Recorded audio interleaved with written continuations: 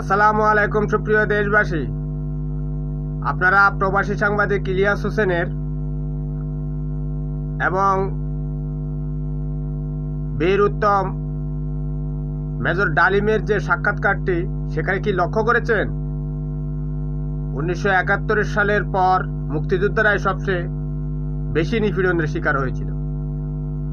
এই মেজর ডালিম কিন্তু পাকিস্তান থেকে সর্বপ্রথম পালিয়ে এসে ভারত হয়ে বাংলাদেশে যুদ্ধ করেছিল এবং মেজর ডালিমকে যেদিন কম্বলসর গাজী গোলাম মোস্তফা গাড়িতে তুলে নিয়েছিল, সেখানে দুইজন মুক্তিযোদ্ধাকে মেরে রক্তাক্ত করা হয়েছিল। একজন হচ্ছে চুন্নু, আরেকজন হচ্ছে আলম।